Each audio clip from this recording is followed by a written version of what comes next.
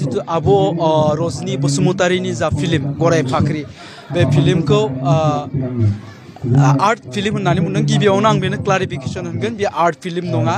आरो बिनि अनगायैबो मोनसे खोथा बुंबावदों जे बे गराय फाख्रिया नेशनेल इन्टारनेशनेल लेभेलसिम थांखानायखौ बड' फिल्म एवार्डआव माबोरै बाहागो लाफैखो सोर बाहागो लादों सोर बाहागो लाया जोंहा बेखौ बुंनो गोनां खोथा गैया मानोना जोंनि कनस्टिटिउशनाव बियो लिरनाय गैया जायफोर माने बर' फिल्म दिहुनगिरिफोर जायफोरा बर' फिल्म बानायबाय बिथांमोनानो बे फिल्मखौ साबमिट होनो हायो आरो जों गोग्गानाय मोनदों दिनै नेशनेल लेभेल इन्टारनेशनेल लेभेलाव थांनाय फिल्माबो जे जोंनि बड' फिल्म एवार्डआव बाहागो लादों बेनिख्रुइ गोग्गाथावसिन मा बाथ्रा दं दा आंनि मोनसे बाथ्राखौबो बुंगोन जिहेतु बिथाङा एक्सनाव बहाबा माबा गाव एवार्ड मोननांगौमोन होननानै क्लेम खालामदों दा आङो बेखौ मोनसे बाथ्राखौ बुंगोन जे गावनिख्रुइ मोजांसिन मोनग्रा प्रिथिबियाव रावबो थानो हाया दा आंनिख्रुइ बे फैलानिख्रुइ फैलाखौ मोजांसिन मोनग्रा बे बुहुमाव रावबो मानसि थानाय नङा दा थिग बेबायदिनो आंनि सोरजिनाय आंनि बुंनाय आंनि मावनाय दांनाय साननाय हनाय गासैखौबो आङो आंनिखौनो साबसिन होननानै साननानै लागोन दा बेबायदिनो बिथां रबि नार्जारियाबो गोलाव सम गेप्सनि उनावहाय फिल्म मोनसे सोरजिदों निस्सय बिथाङाबो सानगोन आंनियानो साबसिन आंनियानो हामसिन होननानै साननो हायो क्लेमबो खालामनो हायो आरो बुंनायनिबो मोन्थाया दं दा बिथाङाबो सानगोन आंनियानो साबसिन जादों आंनियानो मोननांगौमोन होननानै बयजोंबो हांख्रायनानै लाबोजाग्रा मेल मिटिं धर्मनि मिटिं स्कुल कलेज बिथांखौ बयबो बिबुंथि होनो एडभाइस होनो होननानै लिंहरो मटिभेसन होनो लिंहरो मानगोन जोंहा फैलाजे बरगयारि बिथांनि आं माने खेंफोरथिखौ होनो हादों नागिरदों आरोखि मैया जे आंखौ ससियेल मिडियाआव बिथाङा बुंदों न' डाउट आं जेबो सानाखै बाथ्राया जाहैबाय गराय फाख्रि मुभिखौ लानानै बे खेंफोरथि होदों दा गराय फाख्रि मुभिया आर्ट फिल्म ना कमार्शियेल बिथाङा रजनी बायदि मेडामनावनो थांनानै गावनो सोंहैदो बा फन खालायनानै सोंदो आरोखि आर्ट मुभि ना बा कमार्शियेल मुभि आरो नङाबा सेन्सर अफिसाव थांनानै नायबानो जाबाय जोंनि गुवाहाटीयावनो ज्योति चित्रबनाव दा नैबेयावनो नुगोन आरोखि दा आं बेखौसो बुंनो नागिरदों बेयाव लिरनाय थाखायो सेन्सरनि जितु केटेगरियाव लिरनाय थाखायो दा बिथाङा बेसेबांसिम दिनैसिम सेन्सर बर्डनिफ्राय सार्टिफिकेट लादों लायाखै आं बेखौ बुंनो थाङा दा आं नुवाखैबो बिथांनाव दिनैसिम मोनसेबो सेन्सर फिल्मखौनो नुफेराखै आं बेनाव बिथांनाव आं दिनैसिम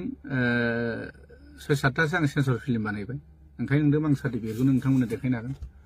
नैबे अनसुला आफानि 2015आवनो बानायनाय अनसुला आफा बे कमार्शियेल मुभि आरो लोगोसे नोंथां आं खोन्थाबावनो नागिरदों सिमांनि हौवा गोदान सिमांनि हौवा गोदान बिथांमोना बेखौबो नुगोन बेखौ नायबानो नुगोन आरोखि कमार्शियेल ना आर्ट फिल्म बेबो आरो लोगोसे नैबे दं सनानि न'खर आंनि 2018नि सिनेमा बेयावबो मिथिगोन आरो हिर'नि दं हिर'नि सार्टिफिकेटआ माने बेलेगाव थाबाय आं माबा नायनो मा दङ नांगौबा आं नोंथांमोननो होनो हागोन आरो फिल्मखौ नायबानो नोंथांमोन मोनसिगोन आरोखि थांखि गैयै समाज बेखौबो आं सेन्सर खालायदों आरो लोगोसे थैसाम पार्ट 2नि जितु टिजार बेयावबो दङ 35 सेकेन्ड बेखौबो आङो सेन्सर खालायदों आरो लोगोसे नैबे दं थैसाम पार्ट 2निनो ट्रेलार जिथुनाखि डिउरेसना जाहैबाय 249 मिनिट्सनि बेखौबो आं सेन्सर खालायदों जाय माने सेन्सर खालायाबा नों हलावहाय ट्रेलारखौबो देखायनो मोना आरोखि आरो नैबे थैसाम पार्ट 2नि जिथुनाखि सेन्सर सार्टिफिकेट बिथांमोना नायबानो नुगोन आरो फिल्मावबो नुखागोन दा बेयावनो गासैबो केटेगरि लिरनाय थाखायो अबे आर्ट मुभि अबे कमार्शियेल अबे एडाल्ट बेयाव लिरनाय थायो आरोखि दा आङो फैला बिथांखौ आं बेखौसो बुंनो लुगैदों दिनैसिम बेसेबां आर्ट मुभिनि सोमोन्दै बेसेबां नलेज दं आरो कमार्शियेल फिल्मनि सायाव बेसेबां नलेज दं आं बेखौ बुंलायनो गोनांथि गैया गावनो फिल्म मेकार हिसाबै गुगोलाव थांनानै सार्च खालाय आरो फिल्मनि माखासे लेखाखौबो बिथाङा नायनो हागोन आरोखि आं बेखौसो बुंनो लुगैदों आरोखि दा बेखौ लानानै बिथाङा दान्थे बिदान्थे जादों आंजों नायथों आरो मैया सपन बिथाङा शाहरुख खाननि मोनसे मटिभेट माने मोनसे स्पेसखौ होदों आरो आर्ट फिल्मा माबायदि जायो कमार्शियेला माबायदि जायो बिथाङा बिनि जितु फेसाव बा माने ग्रुपआवबो शेयार खालायदों बिथां आंबो शेयार खालायना होदों बेखौ नायबाबो मोनसिगोन कमार्शियेल फिल्मा माब्रै आर्ट फिल्मा माब्रै आरोखि बे मोनसे थांबाय आरो मोनसेया जाहैबाय जयन्त नार्जारिनि खोथाखौ लानानै बुंदों दा जयन्त नार्जारिखौबो बिथाङानो गावनो डिसिसन खालायनानै जुरि मेम्बाराव सोबाय न' डाउट सोदों जेबो नङा खिन्थु जुरि मेम्बारनि हिसाबै एज ए बैसो हिसाबै 50 बा 60 प्लास जानांगौमोन आरो बिथाङा दा प्रेजेन्टआवनो एक्टिभ आर्टिस्ट रुल एक्टिं खालायबाय थायो आरो बिथाङा दिनैसिम मोनबैसो सिनेमा माने डाइरेक्सन स्ट'रि स्क्रिप्ट लिरदों आं बेखौ नुफेराखै खमसे खम मोनबा 6थासो डाइरेक्सन स्ट'रि नलेज थानाय जानांगोन आरोखि जा जों जुथु नुबाय जोङो जुथु फिल्मनि जुथु लेखाफोर थायो नालाय बेखौ जों फरायना मोनो गुगोलाव सार्च खालायबा मोनगोन आरोखि आजिखालिथ' गुगोलाव थाजोबो दा गावनो हारसिं डिसिसन लाबाय बेखौबो सोबाय बेथ' जानाङामोन आरो बाथ्राया जाहैबाय आंनि दा थैसामथु मुभिनि जुदि बेस्ट डाइरेक्सननि जुथु आङो नमिनेट मोननांगौमोन बेखौ मोननाय मोननि खारना जाहैबाय आङो जिथुनाखि एवार्डनि साननैसो बा साननै सिगाङावनो आं मिन्थिबाय जे जुरि मेम्बारनिफ्रायनो खोथाया बे लिक आउट जानाय जोंबो मानसि दं जोंनिबो माने जोंखौबो मोजां मोनग्रा मानसि दं बिथांमोनानो बुंबाय जे रबि नार्जारिनि कपि सिनेमाखौ जों नाया एवार्ड होआ होननाय बेखौबो गावसोरनो बुंना लाबाय आरो न' डाउट नायाबा जेबो नङा आंनि 3000 जिथुनाखि एवार्डनि नामाव फिस लायोमोन बेखौबो लानांगौ हरफिननो हायोमोन नाया होननानै हरफिननाङो आं जेबो गाज्रि सानामोन दिनै मानो नोंसिनिफ्राय खोथाया लिक आउट जाबाय थाखो नैबेनि थाखायसो आं बिबुंथिखौ होनो गोनां जादों आरो मेन बाथ्राया मोनसे खोथाया जाहैबाय फैला MCLA जिथुनाखि जयन्त नार्जारिया गावनो एक्टिं खालायदों बे सिनेमाखौ बियो पार्टिसिपेट खालायनो होआखै होनदोंमोन माने हराखै जाहैदों दा हराखैब्ला नैबेखौ नायदो नैबे मेगाजिन बे मेगाजिना थांनाय नैबे 6थि सेरेमनि एवार्डनि थाखाय बानायनाय आरोखि दा बेयावनो रोखा दं नै रायजोफोर नाय फैला MCLA सावथुनखौ नायदो नोंथांमोना बेयावनो नुबाय आरोखि दा फैला MCLA सावथुना बेयावनो रोखा रोखा 6थि फिल्म एवार्डआव पार्टिसिपेट खालायनाय दंखाथारो होमबा मा हिसाबै बेयो आंनि सिनेमाखौ आं पार्टिसिपेट खालायाखै होनो हागोन जेबो साना माने खोथाया बेहा बुंबानो जायो नालाय टेलेन्टेड मानसिनि आरो मटिभेसन होग्रा जायनाखि स्कुल कलेजाव बिथांखौ मटिभेसन खालायनो स्पेस होनो बिबुंथि होनो माने लेंहरो नालाय आलासि हिसाबै बे हिसाबै माने बे थगायनाय मानायखौ जेबो साना माने बा माने जेबो साना आरो सोरखौबा मोसा लख्रा सैमा बा सोरबा बोरमा बे बुंनाया बेहा जेबो साना माने बिनि बुंनांगौ मटिभेसनसो माने गथ'फोरखौ बिदि स्पेस होबोयै जादों आं खोनायाखै खिन्थु आं बे साननाय आरो आंनि दा साननायाव आं बिदि नुहुरदों आरो माने गथ'फोरखौ बिदि मटिभेसन होबोयो नामा बेबा स्पेस होफैयो नामा नैबे आरोखि दा आरो मोनसे भुल खालायबाय जयन्त नार्जारिनि खोथाखौ आं बुंबावनो जयन्त नार्जारिनि थानायनि थाखाय दिनै सानसोरां खाख्लारिया बेस्ट डाइरेक्टर जुरि एवार्ड मोनदों खांख्रायावनो बे खांख्राइखौ आं नायाखै आं एसे नायदों खिन्थु आं डाइरेक्ट होनखायो आं इन्ट्रेस्ट मोनाखै दै माने इनसाल्ट खालायनाय नङा रायजोफोरनाव नायबाबो सोंबाबो मोनसिगोन बे खांख्राइनि डाइरेक्सना बेसेबां स्पेसियल जादों जायाखै बे रायजोफ्रानो नुदों बेखौ बोरै सानसोरां खाख्लारिखौ बेस्ट जुरि माने बेस्ट डाइरेक्टर जुरि एवार्ड बोरै होनो मोनखो बेखौ आश्चर्य मोनदां बेखौथ' बे केटेगरि एवार्ड होनाय केटेगरि जितु बेस्ट डाइरेक्टर जुरि एवार्डखौथ' कुनु सेन्ट्रेल मेम्बार प्लास डिस्ट्रिक्ट मेम्बारखौथ' पास खालायाखैमोन फट करि गोसोबायदि बोरै जानो हाखो बेथ' जयन्तनि आखाइ दं होननानै निश्चय जों बयबो मिथिखायो दिनैसिम सानसोरां खाख्लारिया मोनबेसे सिनेमा बानायदों मोनबेसे बर' सावथुनाव डाइरेक्सन होनानै बेसेबां कन्ट्रिबिउसन होनाय दं दिनै नाय मन्जिल सारमोना आजि 30-40थासो सिनेमा बानायदों जों उन्दैनिफ्रायनो मोगथां हाजोनि खोनासि सल' माने गोबां सिनेमा दं आरोखि बिराद हिट सिनेमा बानायदों दिनै नाय सिराज बाग्लारि सारमोनखौ नाय बिथांमोना बिराद मोजां मुभि बानायबोदों बिसोरो बिथांमोननोथ' बे एवार्डखौ निश्चय होनो हायोमोन रजेन नार्जारि सार बिथांमोनाबोथ' गोबां सावथुन बानायबोबाय आरो सार प्रबिन गयारि सार बिथांमोन दं बिथांमोनाबोथ' गोबां फिल्म डाइरेक्सन होबाय फिल्मनि नामाव बर' फिल्मनि नामाव गोबां माने बिसोराबो कन्ट्रिबिउसन दं आरोखि दा दिनै एवार्डखौथ' बिसोरनो होनो हायोमोन ना बे जुदि केटेगरिखौ बानायदों जेब्ला जेबो नङा बानायदों होनो हायोमोन ना दिनै मानो होनाखै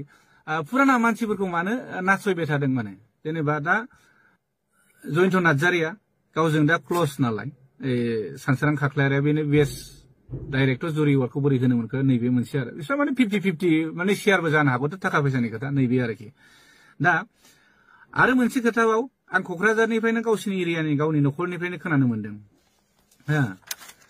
क'क्राझारनिफ्रायनो आं खोनानो मोननाया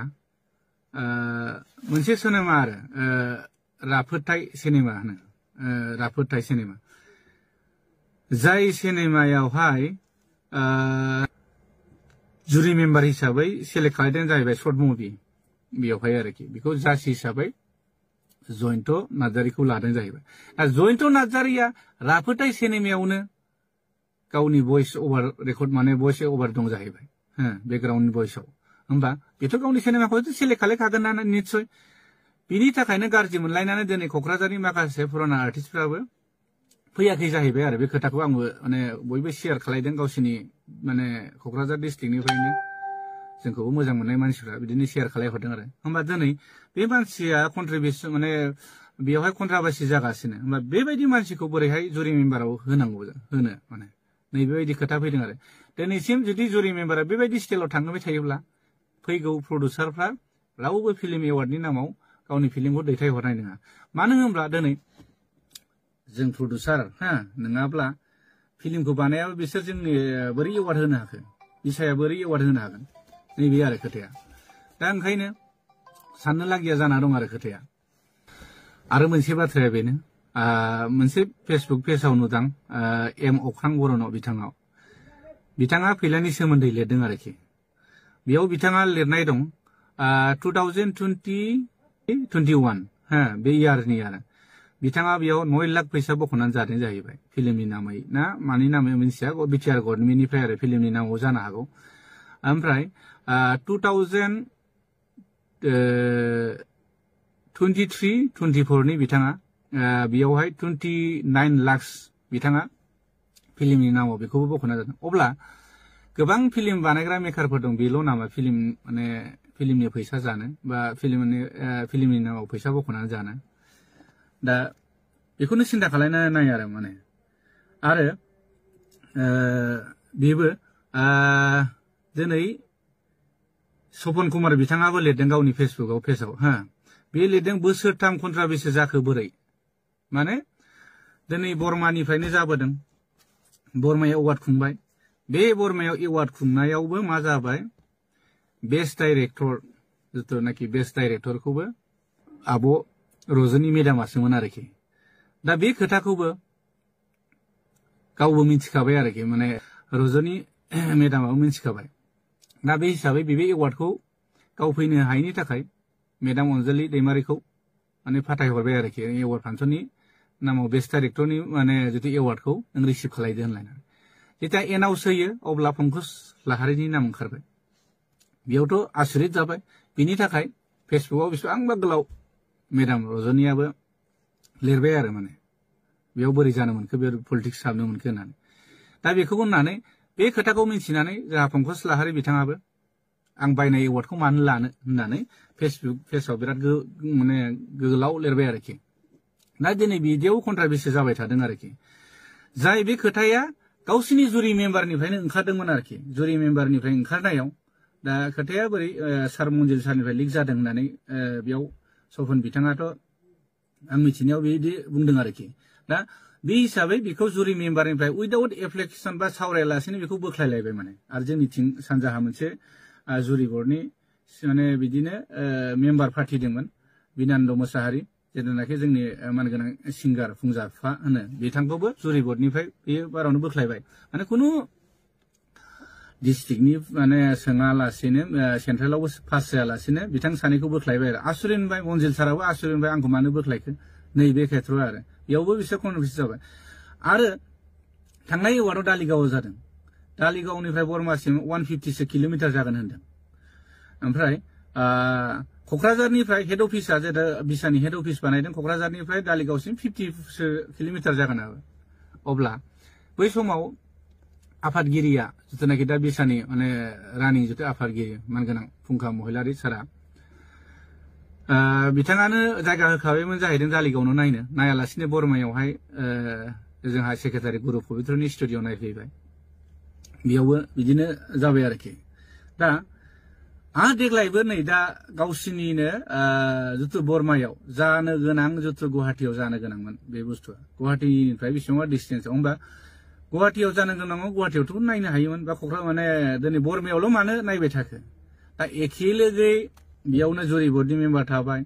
सोरनिबा फिल्म गोनांबो मानसिफोर थाबाय बेयावथ' बे निस्सय बे जाखागोन बे निस्सय जागोन आरो खोनानो मोनबावदों जोंनि केसेट हैग्रा गथ'फोरनिफ्राय जों खोनानो मोनदों सिनेमाया ओरै प्ले जाबाय थायो फारसेथिं जुमाय ज' ज' लोंलायबाय थायो ओरै होननासो खोनाबावदों आरोखि आं खोनानायसो बेसेबां सैथो खिन्थु केसेट हैग्रा गथ'फ्रा बे बाथ्राखौ बुंदों आरोखि माने जोंनि प्रडिउसारफ्राबो खोनानानै गाज्रि मोनदों आरो बेनिखायनो सपन कुमार बिथाङाबो दोरोदनाया बेफोरनिफ्राय जादों आरो दिनै फुराना मानसिफ्रानो दोरोदलांगासिनो आरो फुराना मानसिफोरखौ दिनै बिसोरो सनमान होनो हायैया माने बिराद दुखुनांथाव बाथ्रा जादों आरो जेनेबा बे आरोखि